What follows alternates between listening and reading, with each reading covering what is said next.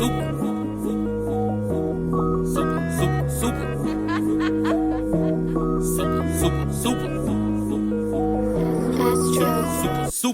every season, ball every season, ball every season. Everything super around me, yeah, that's guaranteed. Big, we ball every season, ball every season, ball every season. Keep it 10K with the team, be like a regime. Big, we ball every season. Welcome to SportsMindz, where all roads lead to sports, and we talk ball every season, y'all. And we're your hosts, Legendarius, Hashmaster Z, and Filthy. Hey, why don't you just open up with us today? What's up? Yo. Everyone, we had to take a week off, America. We had to take a week off. You know, it happens in life. So, you know, we made the executive move to give you juicier content, you know, in lieu of missing a week. So here we are. We got a special episode planned for you. But we lead off with this. ESPN at it again, you know, making their cuts. All businesses do it. We don't, you know, it happens. But the names attached to these, it's pretty hefty depending on your cup of tea.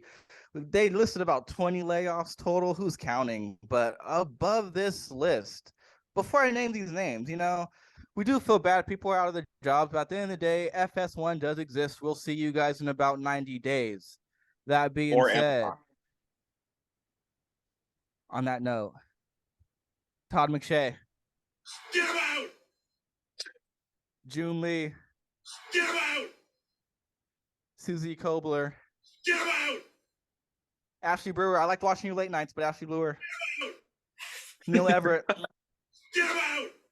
B team from NFL Live, Rob Ninkovich. I'm not gonna miss him. The Steve Young. Get him out! Mr. Mouthy as ever, Matt Hasselback. Get him out! Jeff Van Big Head Gundy. Get him out! Mr. Immortal, who I thought would never leave after all the fiasco, Max Kellerman. Get him out! The coldest nigga in the league. And I can't believe they did my dog. Look how they did my dog, Keyshawn Johnson. Get him out! They split up the team up. Him and Laura on NFL Live, undefeated. I can't believe it. RIP. And the master. He's the master of ceremony for a particular reason. Have you seen the way this man dresses? Have you seen the man's haircut? But they still chose up the girl over him. Molly Quorum over Jalen Rose. Get him out! Damn. Jeez. How they do Jalen Rose like that, bro? Come on. Bro. Jalen Rose, that's probably the biggest shock on this list. Come on. Him and Jacoby, one of the first to do it. TV podcast. Roast Skip Bayless. You know he ain't gonna be on Undisputed. Let's think about the immediate ramifications, okay? They would go to Jalen Rose during the NBA games at halftime to predict stuff, okay? I was cashing in my bets off Jalen Rose, not really, but he was saying stuff with his chest, and he had a good win percentage. Yeah.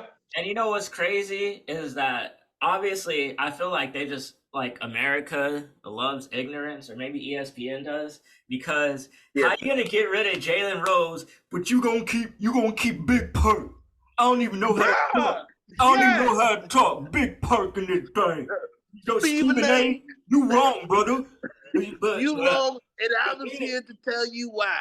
This was criminal. How you do that to Jalen, bro? Like, yeah, I was watching NBA today, and I'm watching him, and they're doing, you know, the draft special. We'll more on that later, and not the draft special. I'm sorry, free agency special. More on that later as well. And so he's just laying there, you know, he's doing a bit, but they're just talking. He's just assed out, like, you know, doing a total character. I was like, they really kept this guy. I can't believe it. Yeah. And he sounds like he's always chewing food. Because he is. Hey, but you know, I mean, we don't know everybody that's about to be added in, but you know they had to clear some cap space because they backing up the Brinks truck for Mr. Shannon Sharp. You know he about to be on ESPN. What? You think so? Hell yeah! I think that's the second time. That's the second time you said that, Legendarius. I think that we're officially running with that. You know what? I'm not going to doubt you at this point because most of the things you've been predicting have been right. So, if Stephen A. somehow gets Shannon Sharp as a co-host, honestly, I'd watch it. But ESPN is just so ignorant nowadays. But I don't know. It makes for good TV. I have to watch it. But I like what Filthy said, all these guys are just gonna go over to FS1 or whatever other sports thing, FanDuel. Who cares? Everybody, Amazon. That's where the money is at. So, they'll be out of work for about like a week or so, and then they'll be good. Yeah. Oh, the football guys are definitely getting cashed out by Amazon. Oh yeah. Absolutely. Basketball guys, I don't know. They might be on NBA TV or the cartoon show. Well, outside of leading off with this heavy ESPN juncture, we actually have something special for you guys this week. Another guest for you. We're sticking hot with that approach. This individual, we came in with some class. We wanted to do a draft special, and we went deep. I went all the way deep in for you guys. Who actually works for the NBA? I went in deep into the well and pulled out a diamond. So here he is, folks. Zay, GoodVibesbyZay on Instagram. Zay, let him know what's going on. Hey, what's up, y'all? It's Good Vibes by Zay. I currently work for the NBA. Also do a podcast called 99 Pod, twice a week. Thank you, Phil, for having me on the show. Oh yeah, no problem. Yeah, I work for the NBA about four seasons now, going into my fifth. I've worked with the NBA teams, NBA League Pass, at the NBA events, worked with the WNBA, G League, 2K League, like everything that has to do with basketball. I had my hands on, and it's fun. Been a great experience. I started off as a production trainee, just assisting the production team with putting the games live on the app, on a League Pass app. So that's 30 teams. And then it elevated to WNBA during the summer, and then it elevated to G League when Scoot Henderson and Victor Wembanyama was actually showing out for their respective teams. And it's just, you start off in the NBA, like these humongous companies, you think they'll put you like in a particular corner and just say, all right, work your way out of it. But they put you in a lot of different projects, man. I was doing probably 4 to 5 different projects on top of my primary job. So it's a fun experience. I shoot to be one of the executive producers, to be out there, actually shooting the interviews, shooting the documentaries. Hopefully I get to catch LeBron James, and I could kind of film and create some content for his career when he joins the NBA. So it's been a fun journey, and it's only beginning. I always say that, and I continue to say it's only beginning, and I can't wait for the fruits of my labor to really come to fruition. Wow. And were you there on draft night? Yes, I was. I was there on draft night. What was that experience like? What were you doing? And was that your first time doing an NBA draft? It was my first year doing the NBA draft. It was crazy to see Victor Wembanyama as tall as he was. He made guys who were 6'8", 6'7" look like kids.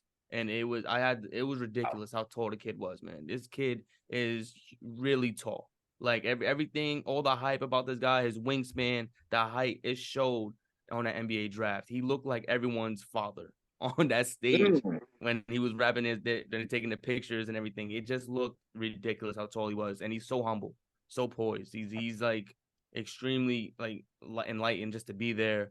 You could saw like in his eyes was like kind of like glaring with stardom. He's just looking all around, seeing everybody, seeing Richard Jefferson out there.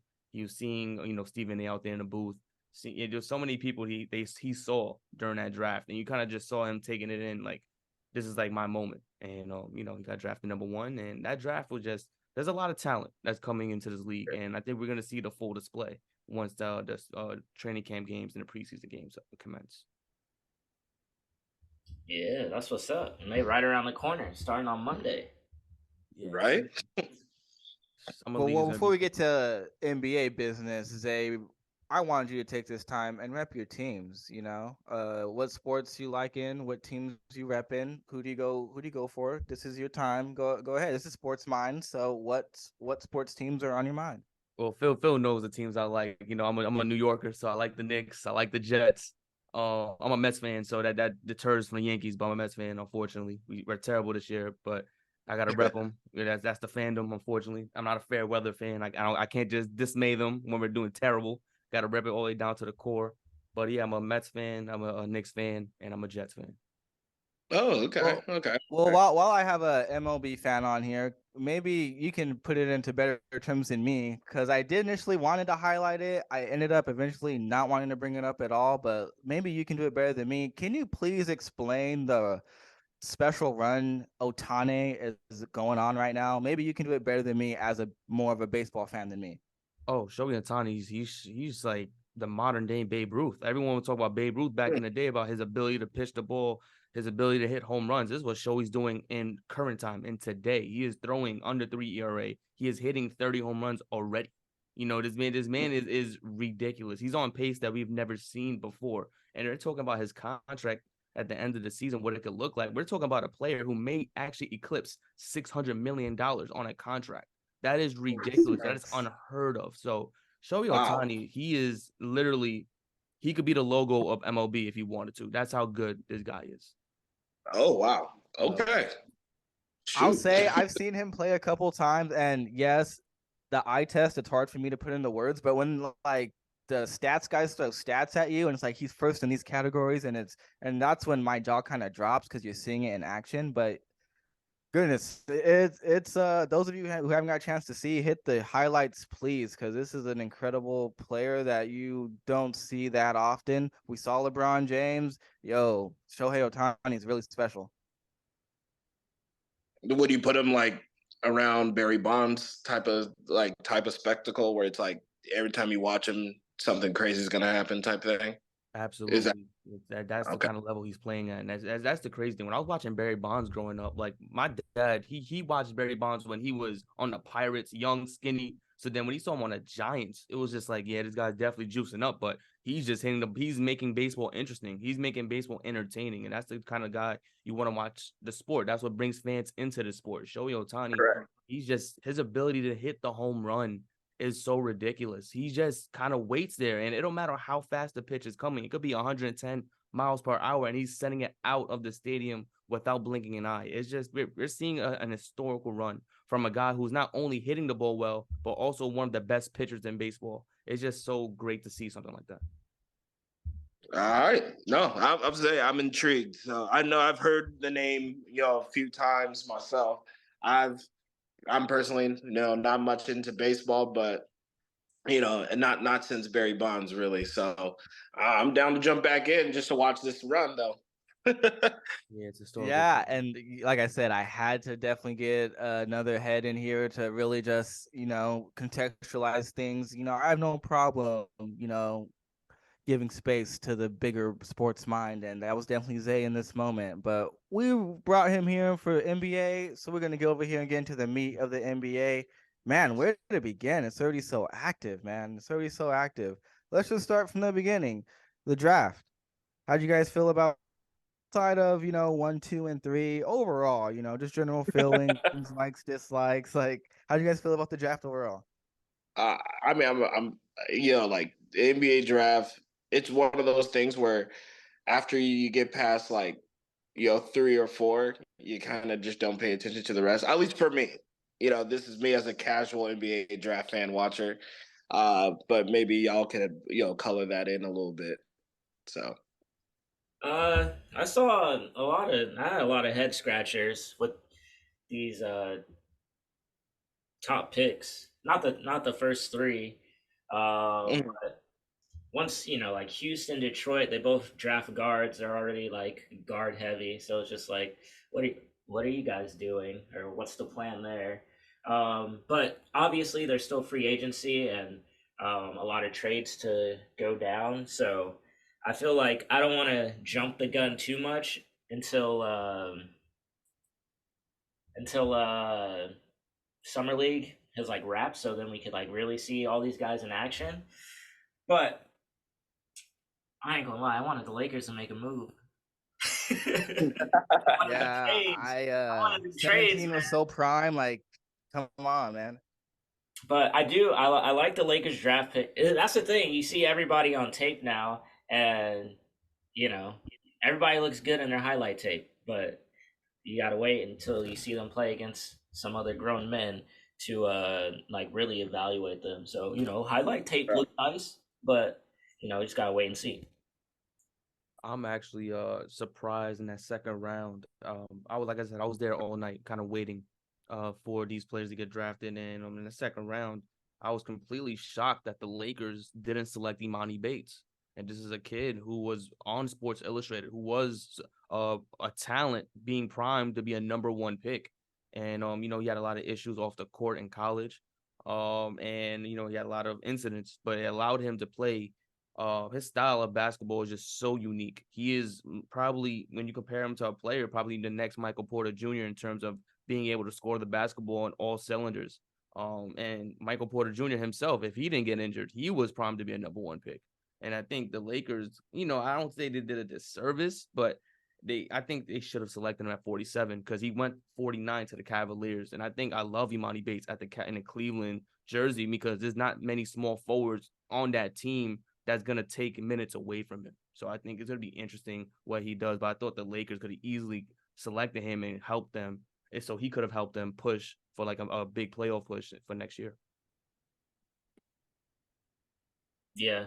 I was mixed feelings on Imani Bates because, like you said, he had a lot of off the court issues and, issues in college and stuff like that. But the talent is definitely there. But I always look at, LeBron wants like smart basketball players rather than like the most talented. That's what it seems like over these past, at least, the last 4 or 5 years with the Lakers, getting rid of all our young guys and then getting some more high IQ guys and, the legends, Caruso and Austin Reeves. But no, I agree with you. And with that, I mean, the Cavs just shipped out 2 of their wings today, so Bates might be a rotational player like pretty early in this thing. Oh wow, possible. Honestly, because I think when you look at what they added Max Strus, they added Georges Niang, 2 shooters nonetheless, but they may want a guy who's able to come off the bench and really be able to dribble, be able to do different things on offense that could deter the defense. I know they re-signed Karis LeVert, but that guy is always injured. And I think his talent as a basketball player kind of gets dwindled when he's not available on the court as often as he should be. And I think Imani Bates could definitely take advantage of a spot being open mainly all the time due to injury, due to guys not playing well. And with Cedi Osman and Lamar Stevens out of Cleveland, it puts Imani Bates in a great position to really show out in the summer league, show out in the preseason and hopefully earn a rotational spot on the Cleveland Cavaliers, which is difficult because JB Bickerstaff definitely likes to sit the young players down at least a season to get them well acclimated into the system, but maybe he could utilize them earlier than most. Yeah, I agree. And with that being said, I feel like we got to jump into this free agency because obviously there's been a lot of movement or just a lot of $1 billion spent in 24 hours. A lot of money spent.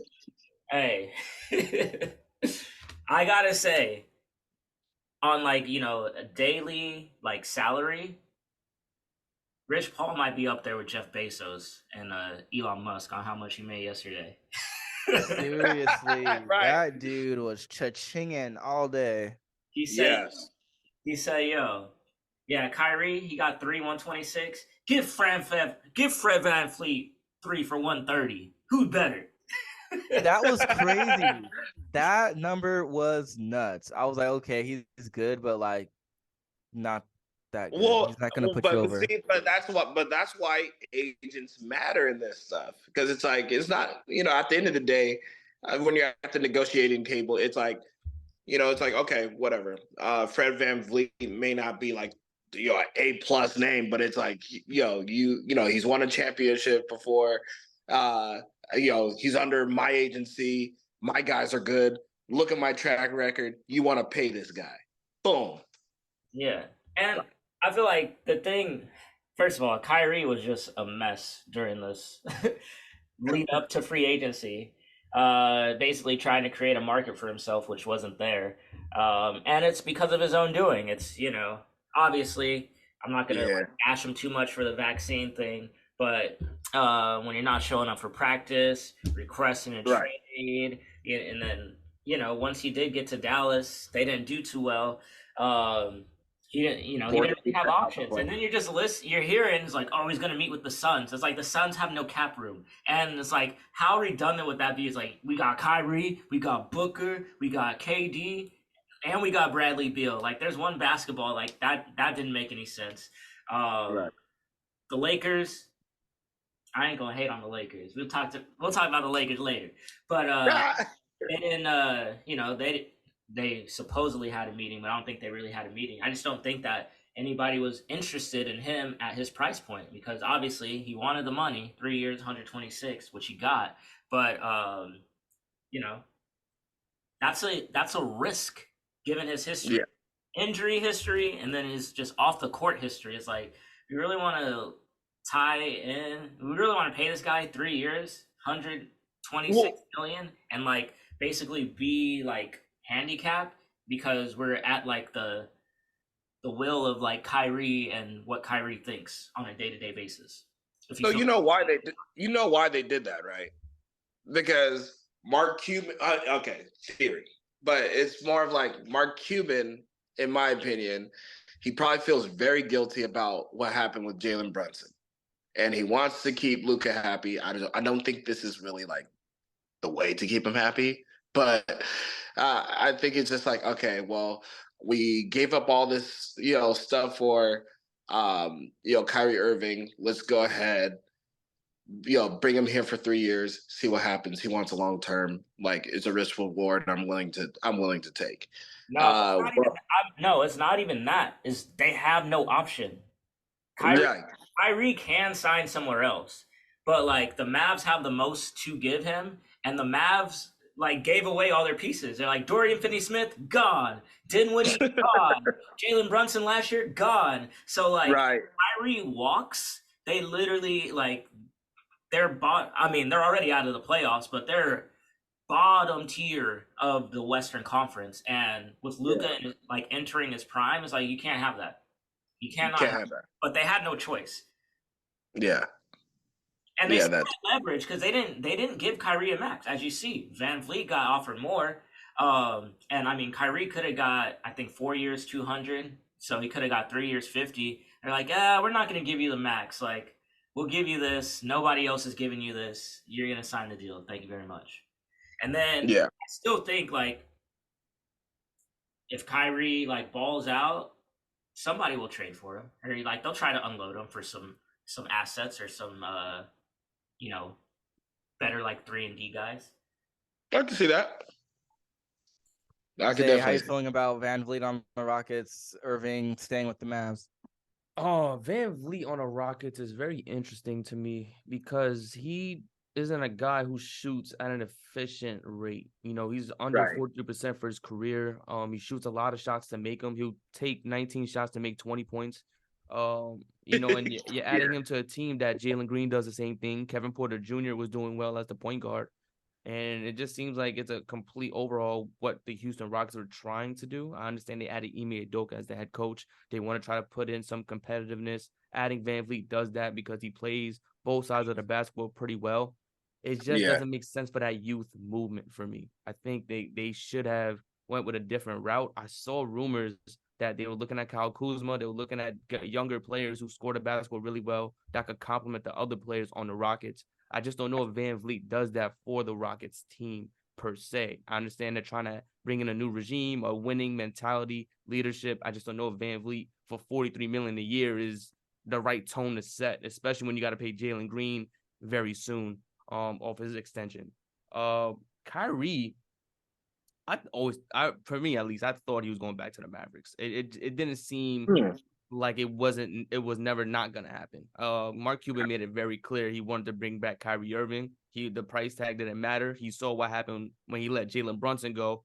That wasn't happening again with Kyrie Irving. He was making sure he kept him down pat. Now the contract itself, listen, Kyrie Irving is one of the better basketball players I've ever seen play in my life. You know, he's a magician with the basketball. He knows how to dribble, knows how to find pockets to score the basketball in difficult ways. And that's who you're paying for. You're paying for a guy who, when on the court, is one of the more diabolical scorers in the league has ever seen. And I think that's what Mark Cuban saw in Kyrie, and he was like, all right, we'll bring him back with Luka Doncic, and hopefully he can make it work. I don't know who they're going to add around the Mavericks, because I'm pretty sure that their cap space is gone with just the contracts of Luka and Kyrie by itself.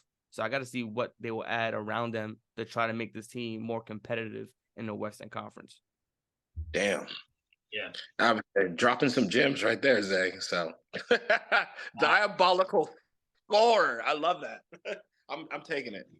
And he brought up Kuzma, and I texted Filthy once I saw the news of the Wizards re-signing Kuzma, and I just said, like, Jordan Poole combined with Kyle Kuzma is going to be some low IQ basketball, but it will be highly entertaining.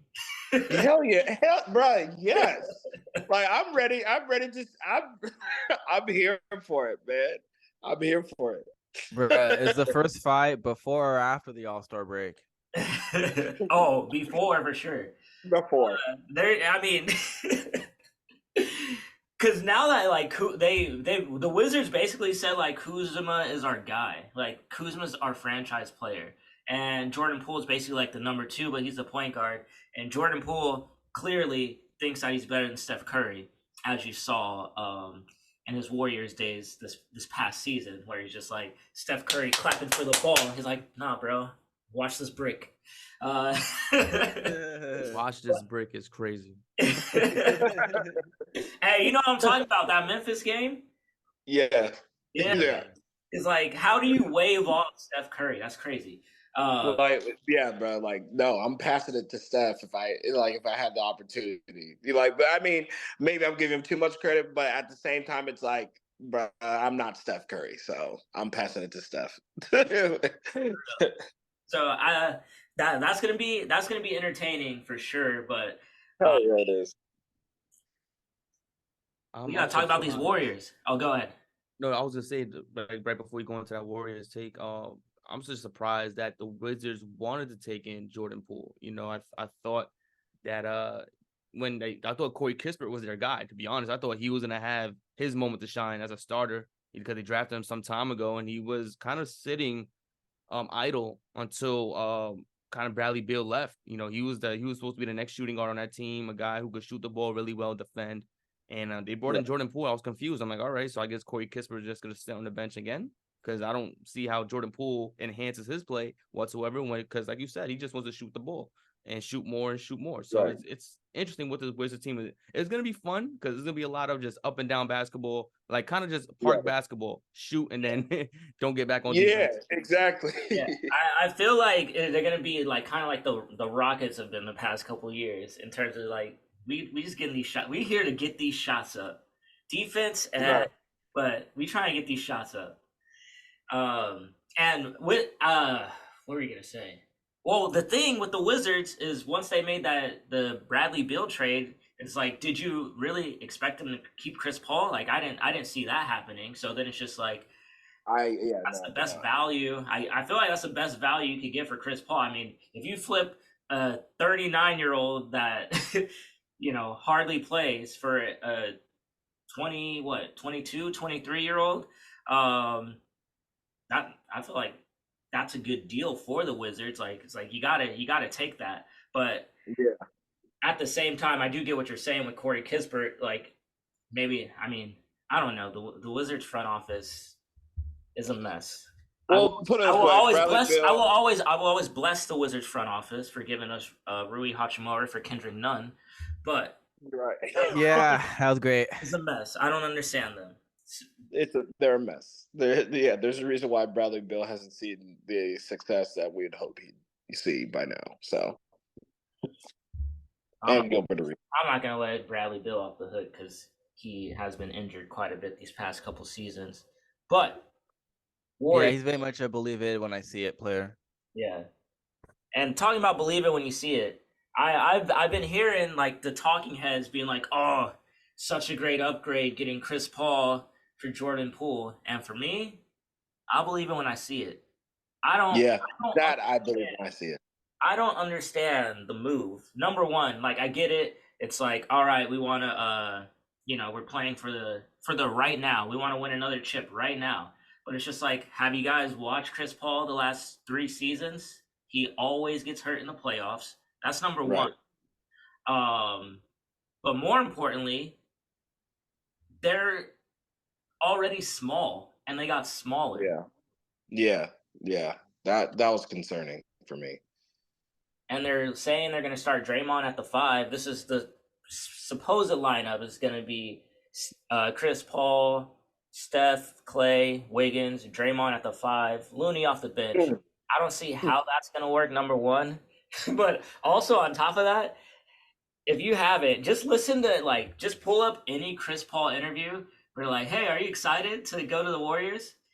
Or to be on the Warriors? He's literally like, yeah, I'm excited, man. I'm really excited to be on the Warriors. Like, bro does not want to be there. I'm not buying it. He does not. I don't think he wants that. I don't think so either, personally. I mean, hell, you heard Steph Curry's reaction to it. It was like, damn, they were just talking, smack to each other, not too long ago, where he's like, this ain't 2014. It's like, bro, it's a decade. It's a decade later. Calm down. But it's like, I mean, maybe it could be the competitor side of them, where it's like, I want to beat you to go to, for my championship. But I could tell that there's like a little like, damn, I'm going to the Warriors, but it's like, I mean, I guess if this is what I got to do, this is what I got to do. So do you think he's getting traded again, or is he going to stay a Warrior? I'm gonna pass that to Zay. Warrior. Wait, who's the state Warrior? Chris Paul. What do you think? Do you think he would actually stay and be a Warrior, or do you think he's going to be moved before anything gets? I mean, mid-season, whatever. I think he stays. I don't even know. I think it's gonna be interesting what Boston is gonna look at, because Boston's point guard situation is terrible, and I could see a situation where they trade for Chris Paul from the Warriors, because I think the Warriors thing is they tried this already with D'Angelo Russell, right? D'Angelo Russell and Curry on the same court, and it didn't work out well. And, it was just too much. I need the ball. And Chris Paul, he doesn't really move well without the basketball. He's up there in age. He's really there for, I guess, leadership and IQ, but you already had that in Draymond, Clay, and Curry combined. Don't really see why Chris Paul was needed in that situation, but I also believe that maybe they felt that's probably better to keep him on a team than trade him for a second-round pick or whatever, because teams are not really valuing Chris Paul on that contract. I believe it's $30 million a year on his final year. So it's gonna be interesting. I think they'll be better than what people are saying they'll be. I know a lot of people are like, oh, they're playing small ball, it's gonna be easy, Chris Paul's a cone, X, Y, and Z. But I think they'll be a lot better than a lot of people anticipate. But I still think they won't reach the Warriors' expectations of we're a top team in the Western Conference. And I think they'll inevitably move him to the Eastern Conference, such as the Boston Celtics or another team that's looking for a point guard. A veteran leader point guard. I think Chris Paul will probably play well the first couple games, just like giving it all he has. But I think it won't be, the Chris Paul of old, unfortunately. Yeah, makes sense. Yeah, because this is more of like a wait and see for me. Zay, what do you want to see out of the Knicks? What do I want to see out of the Knicks? Yeah, all this player movement. I mean, what are you looking for them to do? I mean, they already lost Cam Reddish. Go Lakers. Yeah. I mean, what are you trying to see out of the Knicks? Well, first and foremost, I hope Cam Reddish plays well and plays the untapped potential that we've been hearing about for the last couple seasons since he's been here, because every team he's been on has been the same story as this team has yet to unlock his potential due to schemes, due to play style issues. So hopefully when he gets to the Lakers, Phil Handy could fix all of that, and he could be the player that we're supposed to see him, that was supposed to be the most NBA-ready player, so on and so forth. Because I do think Cam Reddish has talent, and I hope he showcases that in LA The Knicks, however, I want them to go after Dante DiVincenzo. We need a wing player. We need a shooter. He's a guy who plays defense, a guy who, before he got hurt, was one of the big reasons for Milwaukee's success in the postseason. He's a guy who spaces the floor. He's not afraid to guard players bigger than him. And at 6'4", he's able to guard guys at 6'7", 6'8", with his quick movement and his strength, be able to kind of push guys out the paint and try to box them in. So I think for me, I would want to see Dante DiVincenzo on the Knicks. And another player that I wanted to go after was Dylan Brooks. He's a defensive, tenacious wing player. He's another one who's not scared of the moment. He's not scared of anybody on both sides of the ball, and that's something that the Knicks could utilize, rather starting or off the bench, because we are missing that fifth guy off the bench. We only play 4 guys off the bench, and we have players who can be easy rotational pieces on any team in the league. But I want to see them go after one of those guys. And I mean, right now, the Knicks have to go to the Eastern Conference Finals. I think, you go to the second round, you have to go to the next step. I always say that. Like, if you go to the first round, next year's playing the second round. If you go to the second round, next year's playing finals, Eastern Conference Finals or NBA Finals, either one. You can't just say, yeah, we went back to the second round, because it doesn't show improvement. It only shows that you're stuck in this position, and the only thing to do now is move a piece, move a player, and I hope that's not the case. The Knicks are in a strange situation where they have a lot of young players who have a lot of room to grow, and they're competing at a high level, putting us in playoff positions. But now they have to make a decision. Is development the right way to go, or is trading for a star player the right way to go? In their franchise history, they always traded for a star player, never worked out. So maybe they're going after just developing guys and making something work. I like that. And I have a question for you, since you are a Knicks fan and I'm a fan of this particular player and spurts. So what are your thoughts on our guy, Julius Randle? Julius is, we wouldn't be in this situation without Julius Randle. A lot of people don't like to hear that. A lot of people say he's a net negative player. He has an attitude. He doesn't fare well with his teammates, which are all, crap. The moment Julius Randle showed up after that pandemic season, he had the most improved player. He was second all NBA. He's the reason the Knicks got to the playoffs. He's the reason, with his sheer will and ability to improve dramatically, becoming a shooter out of nowhere, a shot creator out of nowhere, put the Knicks in a situation to make the playoffs and be a playoff contending team. So I think for me, I have respect and kudos to Julius Randle, and I think more fans should have the same feeling, because once he's gone, once the Knicks decide to trade him or whatever, we're going to see an entirely different Knicks team, rather for the better or the worse. But I bet my last dollar that it's going to be for the worse, because he does a lot for the team that people don't really see. They don't want to see it. And I think it's just a situation where you have to allow him to grow. He only went to the playoffs twice in his career as a New York Knick at that, and he's only getting better as the years go on.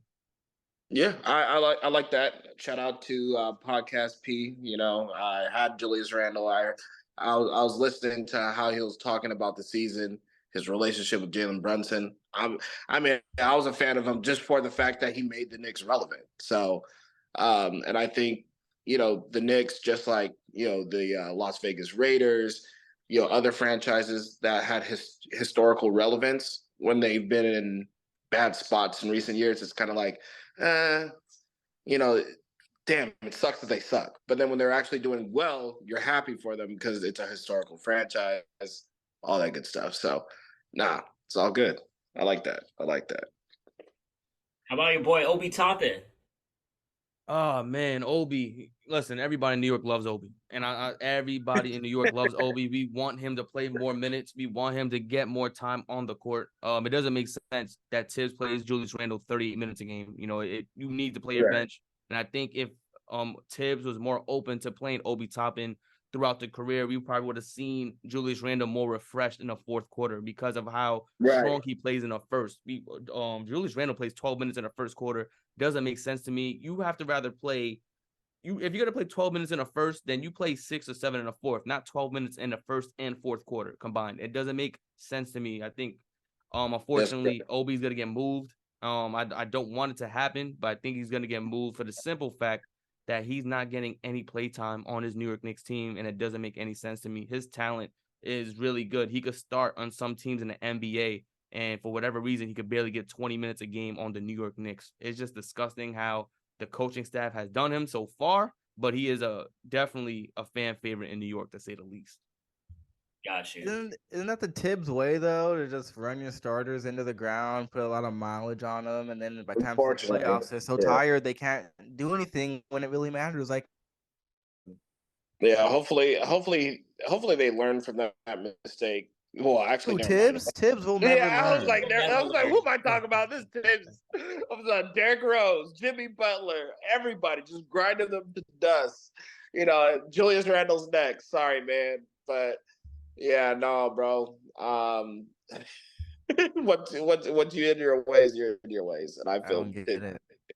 Yeah. It sucks because we wouldn't be in a situation without Tibbs, you know, as a coach. But at the same time, it sucks that he doesn't utilize his bench to the best of his capabilities. You know, I think if he would at least give the bench 20 to 25 minutes a game, you'll see an entirely different team, a more energized team, and a team that could be a top 4 in the Eastern Conference. But you playing your starters from game 1 to game 82 all the way 38 minutes a game when that shouldn't be the case. But it's Tibbs. Yeah. Yep, that's the Tibbs way. That's the Tibbs way. And that's why we didn't see our boy Derrick Rose play that much either. Just saying. I actually want to know, like, how do y'all feel about Derrick Rose going to Memphis? So I texted. I'm gonna let Darius take this one.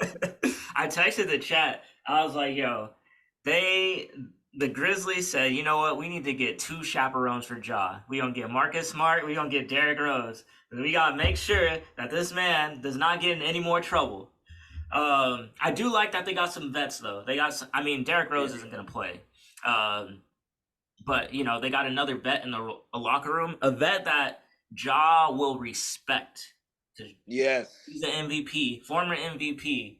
Ja is not an MVP. They have the same style of game, all those types of things. And, you know, Derrick Rose, obviously, by injury, had to change his game.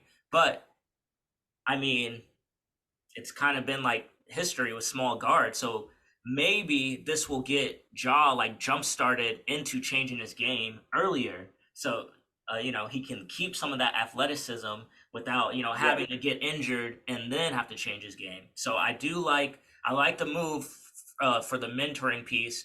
And then Marcus Smart is a better version of Dylan Brooks. So I like that move as well. They're still small though. They still have the same issues. They're a small team. Right. They don't really not great shooter. Yeah, they don't have great shooting. And, you know, they're reliant on a small guard getting to the basket and baptizing people, which right. Like, no, real. And it's just like you typically don't see small guards like flourish when it matters, which is in the playoffs. I mean, AI, he got his team to the finals, but then they lost. And then obviously Curry, but Curry is a shooter, unlike, you know, anybody the world's ever seen. But other than that, you haven't really seen it get done to the highest level. So I still feel like that's why Isaiah Thomas is one of the greats. Like a 1A, you know, 1A, 1B, but they need like either like a dominant big, or they need like a Jaylen Brown. Yeah.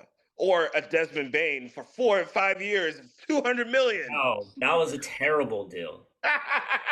Terrible. I was like, don't get me wrong, Desmond Bane is solid. He's solid. But I would have wanted to pay him $200 million though.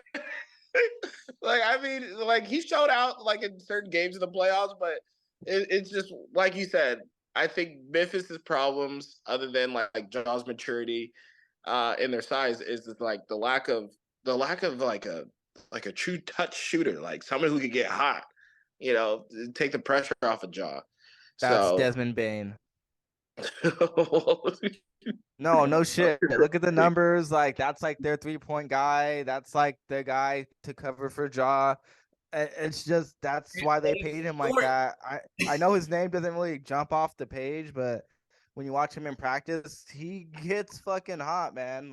Everybody in practice gets hot. No. It's not even that. I've seen him. No, I don't mean in practice. I mean like him playing. Like just watch him in season. Like he came up even in the postseason. He's not a complete joke of a Postseason, player. he's cooking. He's just a foundational player for them, and they're just taking care of him. But 200 M. Come on, man. 200. That's what I'm saying. It's just the 200, and it's like, yeah, just checking out 21 and a half. All right, so yeah, I mean, he is scoring at a good clip. So and that's not easy to do, but it's just one of those things where it's like 200 million. Yeah, I that's guarantee you, it was more of like, we thought the team was gonna go a certain way without Ja. You stepped up. This player stepped up. Like, dude, we're just doing right for you. I guarantee you, it's that. Because if this whole Ja story went differently, Desmond Bane probably isn't gonna get 200 mil on this deal. He's not. Well, yeah. But the thing is, now they're locked into, for the next 4 to 5 years, their core is Ja Morant, Desmond Bane, JJJ, Jaren Jackson Jr. Like, those 3 guys have all been cashed out now. So it's like they're saying, like, this is our team, this is our core, this is what we need to win. And it's just like, that ain't enough. Like, right. That's all I'm saying. But they don't have the guy to get them over the hump yet. Right. Like, it's like Desmond Bane. They're betting on youth by the players that they invested in, and they're betting that Ja has a breakthrough, and that goes opposite. They're in an advantageous position because he did blow the bag, so they have that to work with as well. I think they're just kind of hedging their bets with the pieces that they have, and you got to think they're doing right by Ja by adding what they're adding, and this is just what they're gonna go with that, and nothing wrong with doing that, but that's just what they're gonna go with. Yeah, right. I get it. I want to say real quick about the Grizzlies. Like Phil said, they got 3 players, super young. They're all going to grow together, but then they were able to acquire Marcus Smart. They got a veteran leader in Derrick Rose.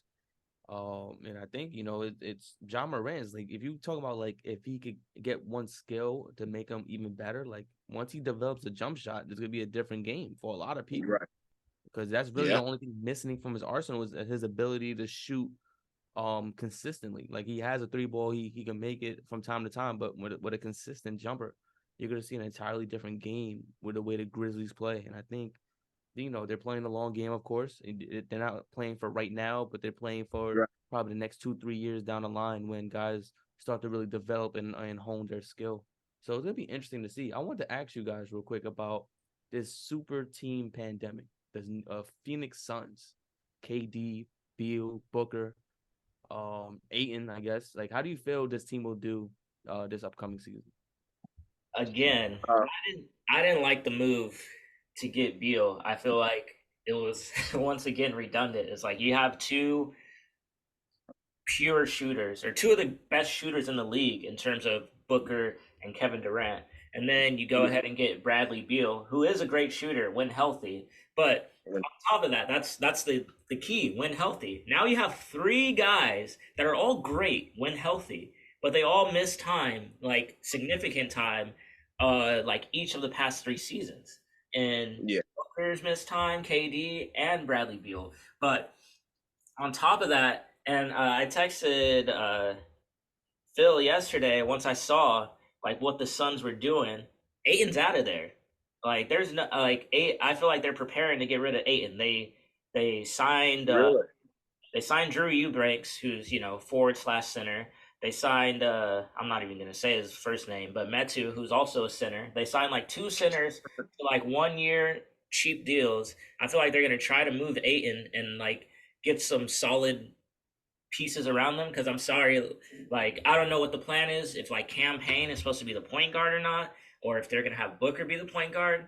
But we saw last year, like, Josh Okogie is like, yeah, he was okay for like a little bit, but their bench became a problem, especially in the playoffs. And I feel like that's still going to be a problem unless they address that and get like some legitimate like players that could play. KD and Booker don't have to pay 40 plus minutes a night in the playoffs. And I'm sorry, that's all they got.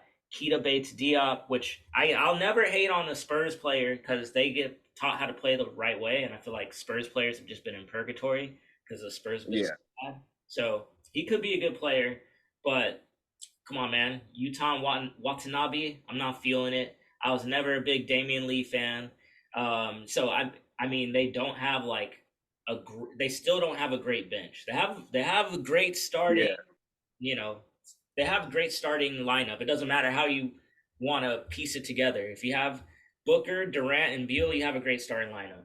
But the bench is like the real question mark. And I to see what they're gonna do. And I said from the jump they have to move Ayton. They don't even. I mean, it was kind of like apparent as Ayton was getting punked by Jokic in the second round. That like the team and I mean the team in terms of like Booker and like Booker in particular is over Ayton. He's over it. You could see Ayton complaining like, "Guys, y'all gotta get rebounds." It's like, bro, you're getting pushed around. You get the rebound. Like I just feel like they're over it. They're over that experiment. He's just he's inconsistent. He's emotional. And I feel like it's time to move on from him. Emotional. Landale put up a better fight against Jokic.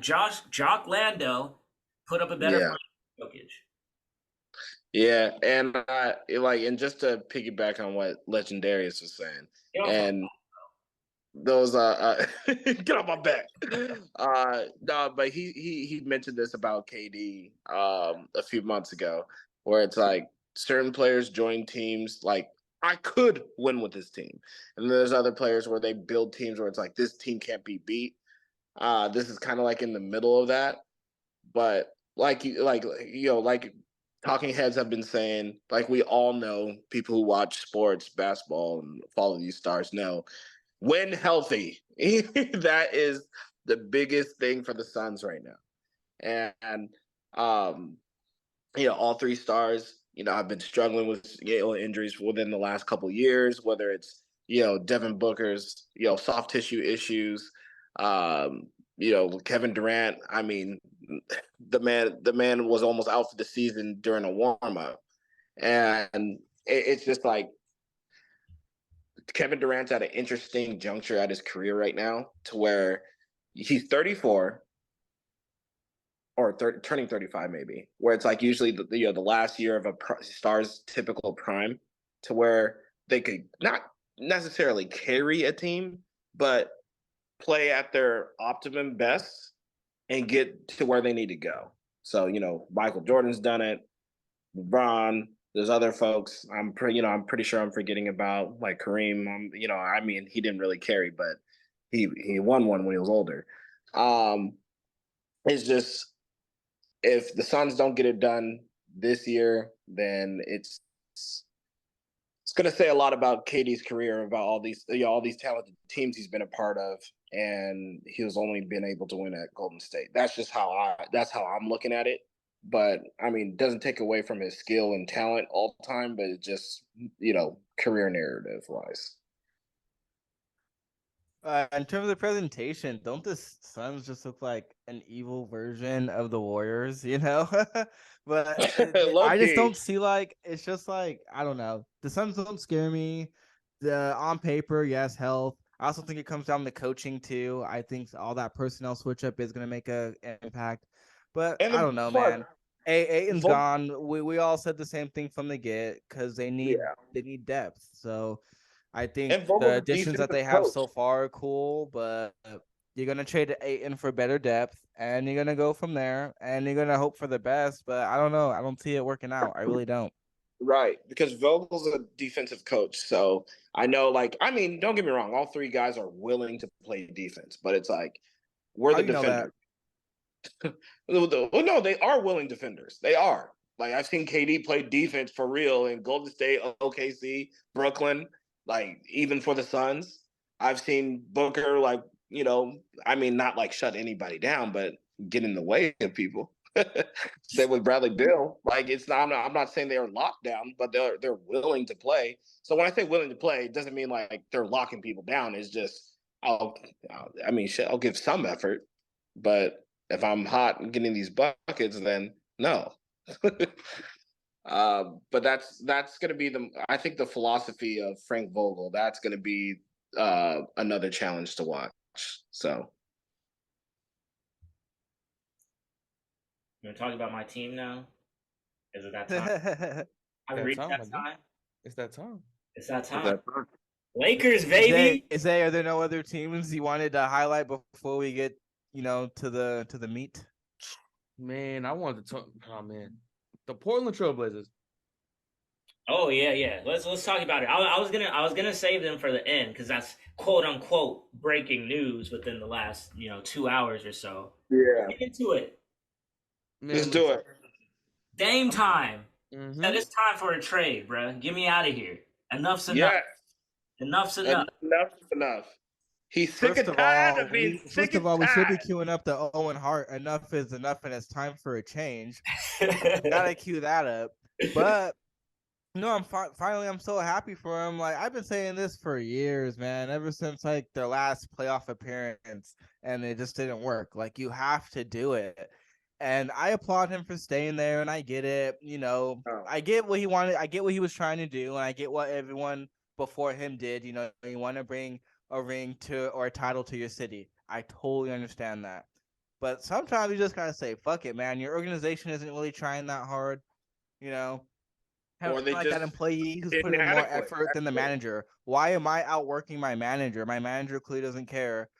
He's getting cashed out. I'm not moving up. I'm just stressing myself out. Fuck it. And I'm glad he finally said fuck it. And I hope he goes to a contender. I mean, not, a contender that I necessarily hate, but I hope he goes to a contender and he has a chance to get a ring. I'm gonna push back again. First of all, I do want Dame to leave. I'm happy that he's finally leaving. I feel like it's long overdue. Yeah, but I'm gonna push back because it wasn't just about I just want to build a team here and make sure we win. He's like, I want to get paid, motherfucker. $50 million, 5 year, $250. That's what I want. And then on top of that, now make a team around me. After I get my money, then make a team around me. Because that's true. That's one of my biggest issues when people try to point this out. And really the only outlier is like a Kobe or a Jordan, which Dame is not that. But people always want to reference the Spurs, the Spurs dynasty. Tim Duncan stayed there the whole time. Tim Duncan did not get max contracts. Oh, no. Breaking news. Zay, I'm so happy you're here. You're going to love this. You're going to love this. Wait. D'Angelo Russell agrees on a 2-year, $37 million contract to stay with the Lakers, my fucking God. Oh, my God. My fucking God, way. Hey, I gotta say, that is a robbery, so I'll take it. Put it in the bag. This little stick up. I think he was getting let's see, 25 or something.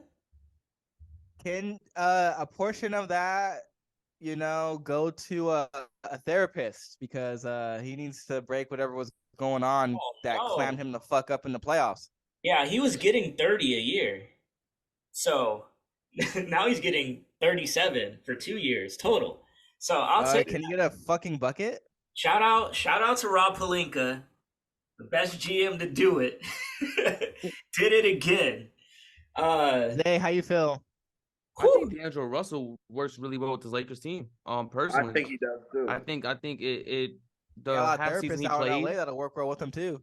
I think the half season he played, it paid dividends. I think he showcased some talent, but it's still a lot of gelling in terms of team chemistry. You saw with that Lakers team, not really knowing how guys move, where to play. But I think with the new additions to the team, because I still know you guys got a lot of shooters this off season. So I think it's going to be interesting to see how he's able to play with a more spaced floor and his ability just to shoot the basketball. I think one thing for sure, LeBron, we all know, loves to play point guard, but he also loves score first guard as well. So I think D'Angelo Russell, if his mentality is, just go out there and score the basketball, D'Lo has no problem scoring the basketball. And I think that's only going to pay dividends for the Lakers.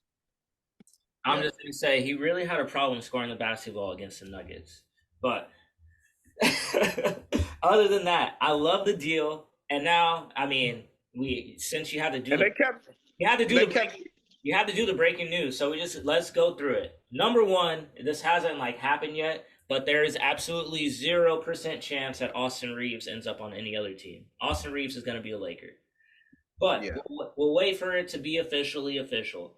But the Lakers, man, they put in work. They get Taurean Prince, 1-year deal for $4.5 million, 3 and 2 like a legitimate defender, a much better 3-point shooter than most of the guys that we had. At least more consistent. Beasley couldn't get it done. I forget the other guys right now. Troy Brown Jr. couldn't get it done, and essentially we just traded Troy Brown Jr. for Taurean Prince because Troy Brown Jr. ended up signing with the Timberwolves. But then we go and we get Gabe Vincent, 3-year, $33 million deal. So that depth chart, like we got D'Lo starting, and if D'Lo's not like getting it done, we got Gabe Vincent coming off the bench, a legitimate defender. Like Miami, they teach you how to play defense. You play both sides of the ball. And obviously he had a great run this playoffs. So I love that signing. We bring back Rui for a 3-year deal. Yep. Now we got D'Lo for another 2 years. And we signed Jackson Hayes. Yeah, that one was really exciting. I was like, yeah, buddy, here we go.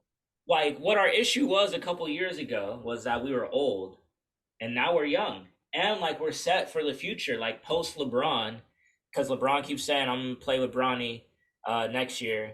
So I doubt that the Lakers are gonna draft him because Bronny's gonna be a lottery pick. So if LeBron leaves. Now we have LeBron's cap space, his cap space, and we have a solid team. It's just like, all right, obviously easier said than done. We just got to replace LeBron, but we got the money to do it, and we have a lot of like young core pieces that will be there for years to come. Yeah, I like it. It's kind of like that, the roster reset, low key, where it's like, okay, we don't have to scramble when LeBron actually leaves. We're gonna set it up. So when you do, we have D'Lo for another year. Dennis Schroeder, I think, is still there. Nah, Schroeder's gone. He went to Toronto. He said, you're going to Canada, buddy. Wait, what? I thought, damn it, House of Highlights, you lied to me. Because they said Schroeder resigned. Yeah, so what happened was he tried to hold out again because, he wanted the Lakers to see his worth, on the court again with the play.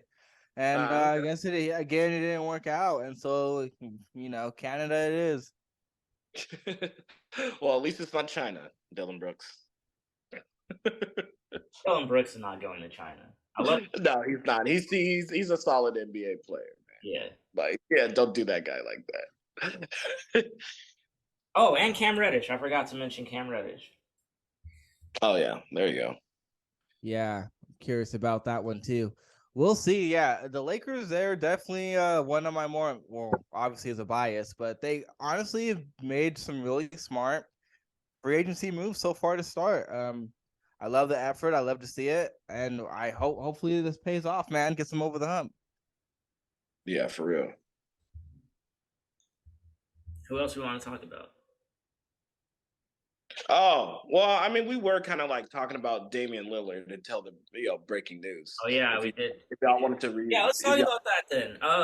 We're seeing the reports, and I guess we can bundle these two together. This will be a good way to end it because we didn't even touch. Actually, we got 3 people we got to talk about. We can bundle them together because your guess is as good as mine. We got Damian Lillard. We got James Harden. We got Russell Westbrook. Oh, all right. So let's utilize our guest here. So Zay, out of those 3, where do you think each player will go, and then me and Legendaries will go after? All right. So Damian Lillard, according to reports, Miami's only destination for him. He's stuck on going to Miami. Only questions I have is what does Miami have to offer? There's reports out there that teams do not want Tyler Hero on their team, not because he's not a good player, but because He's very offensive minded. He's injury prone. He hasn't had a healthy season in quite some time. Outside of the bubble where he played, but he's been injured most of if not his whole career. So they're very interested in seeing what happens to him. Who's the other team? Who's the other player? Harden and Westbrook. Harden. Oh, James Harden. Oh man. Dang, James Harden. I think James Harden goes to the Clippers. I think the Clippers want a new regime. They want to change the way they done things thus far, and I think they want more talent, started talent on that Clippers team. Steve, I forgot his name. The owner, Steve Ballmer. Yeah, but he's not afraid to spend the money. He's not afraid of the luxury tax. He literally, his name Baller. The man is okay with spending money. I think he'll bring in James Harden, move some guys off that Clippers team to bring him on. I think James Harden is an interesting guy because it's very tough to gauge where he's gonna go. He's not the same score first player that he was once on the Houston Rockets, and I think he needs to get back into that killer mode of just looking to score the basketball. When you saw games in Philly, especially in the playoffs, where he had 45-point games, and the next game he didn't want to shoot. He looked too weary. Right. He looked too fearful of the score of the basketball. And I think he just needs to go into a position of him have to score, nothing else. Don't focus on playmaking, nothing else. Go out there and get your points, and you'll see a better, more refined James Harden. Russell Westbrook, I think he actually goes back to the Clippers as well. I think they really loved him there. I think him and Ty Lue had a good rapport. I think they got the best out of Westbrook because he had a higher usage rate than any other team. The one thing about Westbrook is he's not an off-ball player at all. Ever since he left, ever since Kevin Durant left OKC, Westbrook has the higher usage rate of almost anybody in the league, and he did most of his dominance with the ball in his hands, him dictating where the offense goes, who goes where, and then being able to attack what's left of the defense. And I think that's something that he has to get adjusted to because he's no longer the number one scoring option. But I still think he needs to stay aggressive. So I think Harden and Westbrook go to the Clippers and Damian Lillard to Miami Heat. I like that. Okay. I don't like that. Well, this is my question. This is my question with that. Because do the Clippers keep everybody? Not everybody. And by everybody, I mean, do they keep Kawhi and Paul George? So you got Westbrook, Harden, Kawhi, Paul George, and Zubac? So I'm going to say, no, they don't keep everybody. I think with that, because honestly, you're signing James Harden. You're good. If let's say Clippers do pull the trigger on Westbrook or Harden, what you're going to get is durability, right? Well, at least on Russell Westbrook's side, durability, somebody who's going to be there and take up those minutes and fill in when needed. James Harden, that's like, he's a distributor and a scorer. Something that they need that we talked about. But I think now Steve Ballmer, from what I understood, he's getting wary of Kawhi not communicating. It's getting worse. So we might even see even more trade. We might even see more movements going on before free agency is over, honestly. Hey, I feel like we saw the James Harden Westbrook experiment. It doesn't work. No, it does not. Yeah. And I also feel like James Harden at this point in his career is like Westbrook without the turnovers and a better shooter than Westbrook. So it's just like, unless, obviously if Westbrook is going to come off the bench, that's an entirely different situation. And maybe he's at that point in his career. He's older. He's gotten all his money. He's from LA, family in LA. So maybe he's like, yo, I'll take a discount to stay in LA. I'll be the sixth man off the bench. But I don't know. It's interesting. Because I just feel like if you have Kawhi healthy with Harden and Paul George, that's nasty enough right there. That's nasty. That is right. That rivals, to me, what the Suns are doing. But Westbrook, Paul George and Kawhi Leonard are lockdown defenders. Like, they play defense. And, I don't know. It's gonna be interesting. I I've heard get reports too. Like everything's like basically like pointing to like Harden's gonna be on the Clippers. But then I was just like, well, where does that leave Westbrook? And then like also like the Sixers, yeah, they agreed to the trade Harden. I was like, they're not gonna get like pennies back for them. So it's like, what are the Sixers gonna do? Because you have Embiid in his prime, MVP. You got Maxey getting better. George Niang just left. You got Tobias Harris, who they want to trade all the time. So there's just like a lot of yeah, all the So time. that was funny. there's a lot of questions. I mean, there's a lot of question marks like surrounding that. That's why I was thinking, and I heard too that Dame wants to go to Miami, but I was thinking Dame goes to Portland or no, goes to Philly. Like they do like a 3-team trade where like Dame goes to Philly, Harden goes to the Clippers, and then the Blazers get like, Bones Highland and Norman Powell and shit like that. Gotcha.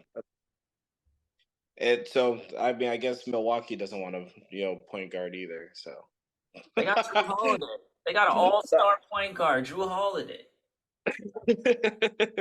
I mean, actually, I want to get your insight, Zay, about Milwaukee, because this had to be a move for the team, which was Chris Middleton opting out of his contract and then re-signing for a 3-year, $102 million deal. But I was like, bro, you're gonna get $40 million for 1 year. So why'd you do that? It's interesting. I think, it's more of like a cap space thing because they have Drew Holiday on that max deal. They had Giannis Antetokounmpo on that max deal. And I think it was just to have some type of space and breathing room in that cap space, because instead of making 40 million, it drops down to what, 30, 33, something like that. So it was like something along that nature. So it's kind of like just cap space gymnastics, trying to get as much cap space as possible, especially with Brook Lopez possibly coming back, possibly leaving. We don't know. Nobody knows where exactly he's looking at. There's reports that Houston has the best chance to getting him, but I doubt they give him a big contract because they have Sengun at the center, and he's somebody who's been developing at a rapid pace year to year. So I think, it's just more of to try to bring as much guys that they can to stay as competitive as they are. With the Portis, Brook Lopez, Grayson Allen, the tandem of the bench team or the role players to try to keep that nucleus together. Gotcha. That's another thing too. Like I've like kind of heard like pretty much like a lot of teams are already out of cap space. Yeah. Yeah, all these teams, they balled out early. They just put it down. Like Wizards $1 billion in 24 hours. That's that. Yeah. Yeah. Yeah, put it down on Cam Johnson. Nets put it down. I was just like, damn. I mean, good for them, I guess, but fuck. Yeah.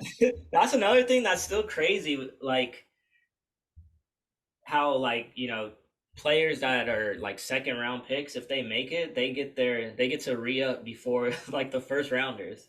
Like Austin Reeves is like, all right, I did 2 years, now I'm about to get like 100 million. Whereas like a lot of these guys are like still on their rookie deal. Weird. Like that's the thing. Certain sports, well, specifically NFL and NBA, I don't necessarily understand the full business of it. It's like a what the fuck sometimes. Yeah, well, NFL at least is something that, I mean, that's a little more.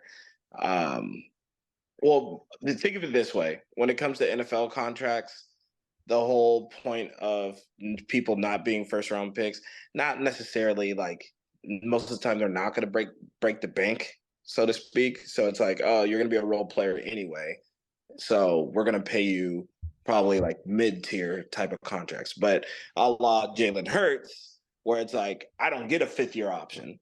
I get, now I can re-up and get all the money I'm owed.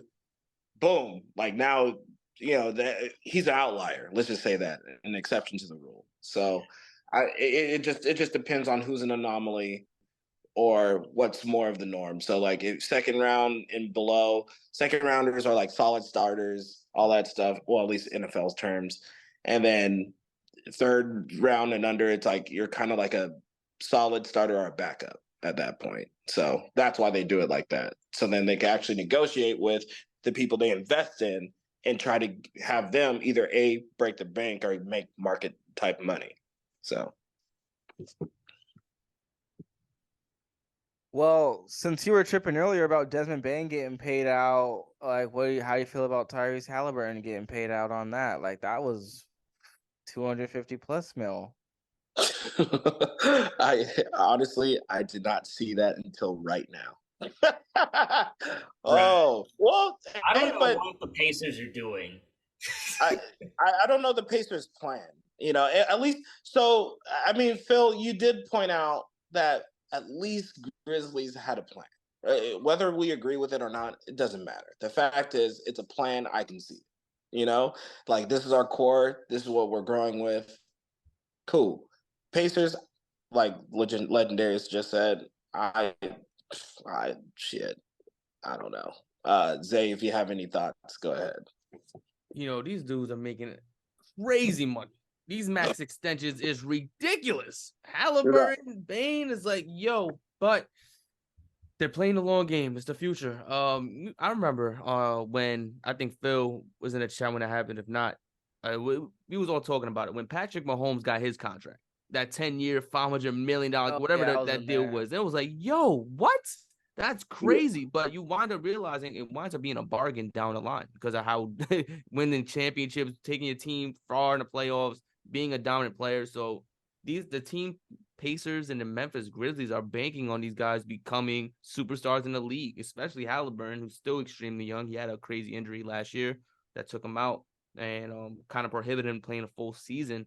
But, you know, he could be a top guard in this league. Desmond Bain has shown us his ability to shoot the ball and play defense at an extremely high level. And shot creator as well when Ja Morant's not on the court. So these two teams are banking on their young talents to becoming the next superstars of the league. Now, do I agree with it? No, I feel like that's a crazy contract, but you could see what these teams envision and how they see their players. So I think that's something that that's what they're banking on. You just hope taking a risk on potential and hopefully that it pays dividends.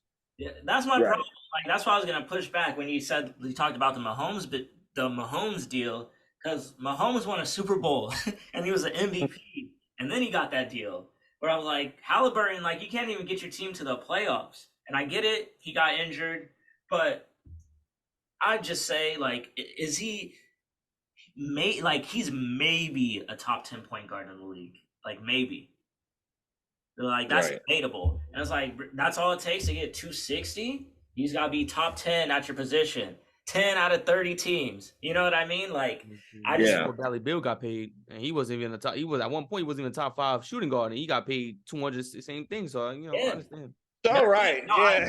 That's what I'm saying. Like, I feel like, and maybe that's just the way it is. Like, but I feel like these teams, like, NBA, kind of like take a stand. It's like, yo, like, we're getting killed, like, with these salary caps, like, because we're like throwing crazy money at these guys. And they can't, like, them alone, or like them and then us building around them, like, that doesn't get it done. And I'm speaking more for like Halliburton more than like a Ja Morant. But I'd say for like Desmond Bain, it's like Desmond Bain is replaceable. Like, let's get Luke Kennard in there for Yeah. like I feel you because it's like $100 million, if that. But you know what I mean? It's like you're handicapping yourself, and it's like, bro, Bain is cool. He's cool. He's a good player. Yeah, but exactly. 200? Yeah. No. He's like, so Desmond Bain, like, without question, is getting paid more than James Harden now. Without question. Yeah. And I'm just like, we know James Harden has his ups and downs, but James Harden on the Grizzlies versus Desmond Bain, I feel like James Harden makes that team better than Bain does. No, I feel you. And it's like, it's kind of like what you're saying with handicap. James Harden doesn't play that type of defense. I mean, do the Grizzlies really play defense? Like, really? They played enough defense. What do you mean? They played enough defense to where everyone thought they could beat the Warriors. Well, they didn't. They lost by 40. Okay, but that's still playing defense. What are we talking about here? I'm saying like they're not viewed. I don't think they've ever been viewed as a defensive team, and I don't think Desmond Bane has been viewed as a defender. It's been Dylan Brooks a defender, Jaren Jackson Jr. is a defender, and then everybody else is just out there. Yeah. Well, you got Steven Adams / Brandon Clark also at the rim when they're healthy, but they're both injured as well. But all the time. Desmond Bane's like too small to be a defender. Who was he? He wasn't locking down Steph or Clay or Poole. I didn't say all that, but like James Harden literally takes plays off. Like at least Bane is gonna have his arms out there. Of course, like Harden is old. Desmond Bane is young. He's gonna get the bigger contract. I get that. That was a bad example, but I was just trying to like make that point where it's just like what what number like in the league just at his position, shooting guard, like Desmond Bane is like maybe like number 20. Like for real, like maybe number 20 at his position. Maybe. But he's not getting paid like it. He's getting paid like he's top 5. Yeah. Yeah. You're paying A+ money for like B players. Yeah. That's what's been a lot of sports, especially with the young players lately. Got me sounding like what's it called? Like Charles Barkley and Shaq. It's like, why did I get $200 million when I was playing? I only got, you know what I mean? But like, yeah. It sounded like the old man on the lawn. Hey, I need kids. You know, it's like, that's the way the market is. But it's like, damn, bro, like there needs to be not like a cap per se, but like, come on, bro. You don't need to pay him $200 million. I mean, 130 for now. Yeah. And then go back to the negotiation table. That's what I would have done. But, teach their own. We don't own teams, I guess. So what do we know? Yeah.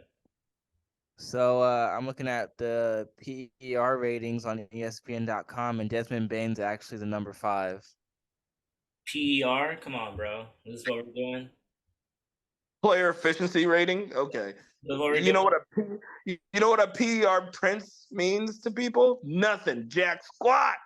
Because most of them don't win. Yeah. This man went to what PER. He said, like, PER? Come on, bro. PER? It's like saying, well, Kirk Cousins is a really good quarterback. Look at his passer rating. Get out of here. Well, no, I want to, if you're doing that, like, all right, he's number 5. Tell me all the people below him. Like, is he really? And then just answer: is that person better or not? Hold on, I have to pull up the list again. It was on ESPN. You said? Yeah, I have it right here.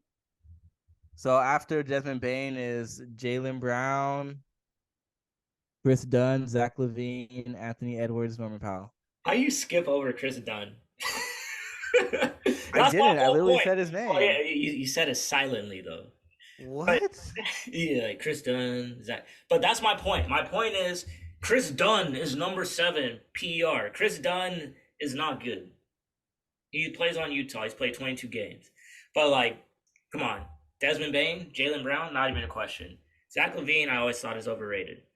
Anthony Edwards better. But like, come on, DeJounte Murray, FVF. Like, there's plenty of people, like, and I'm not even seeing, like, Klay Thompson's way down there on PER. So is Jordan Poole. Like, just because you're not efficient does not mean, like, you're not better. It's like, cool, he's efficient, but, like, these players are, like, clearly better. Yeah. True, but organizations, especially these ones, they use their stats guys to justify their money. And that's why most likely what they did to justify the $200 million contract. No, yeah, that's true. But honestly, all right, like, hot take, whatever. But that's kind of like why basketball's in the state it's in. Sports, rather. Because it's like, instead of using eye tests and all that stuff, it's going to be analytical based and all that stuff. And, you're going to be justified to get paid over this person because you're efficient in this area where situationally you may not be, the best in that and this. I don't know. But that's why, like, all right, we're getting into the whole get off my lawn. We're going to have to wrap in a second. But that's why, like, these little things that, like, people didn't used to care about.